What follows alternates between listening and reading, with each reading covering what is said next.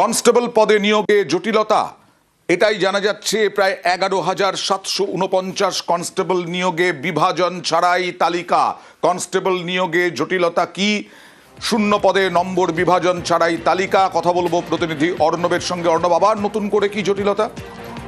দেখো, এবার রাজ্যের কনস্টেবল অর্থাৎ 11,749 কনস্টেবল পদে শূন্য পদের নিয়োগে কলকাতা হাইকোর্টের একক বেঞ্চ এবং রাজ্যের মধ্যে একটা স্নায়ুর লড়াই শুরু হলো।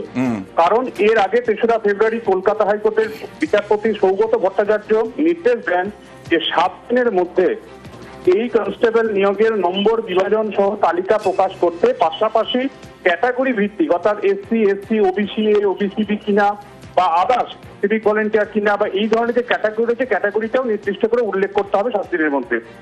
রাজ্য সেই নির্দেশ পালন তো করেনি, উল্টে ডিভিশন বেঞ্চে মামলা নিয়ে গিয়েছে।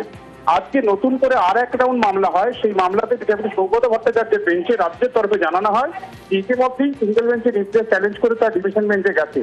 বিচারপতি সৌগত ভট্টাচার্য রাজ্যের কাছে জানতে চান নম্বর বিভাজন সহ তালিকা প্রকাশ কি রাজ্য করেছে কি করেনি। ডিভিশন বেঞ্চের কোনো নির্দেশ কি আছে সিঙ্গেল বেঞ্চ মামলা শুনতে পারবে না বা কোনো স্থগিতাদেশ দিয়েছে? এক্ষেত্রে আদালত জানতে পারে শুনানি থেকে যে এরকম কোনো নির্দেশ ডিভিশন বেঞ্চ দেয়নি।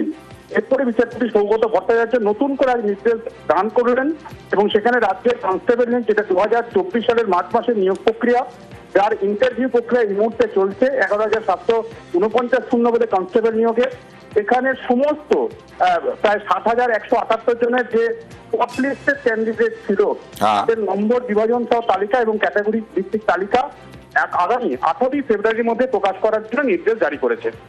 বেশ।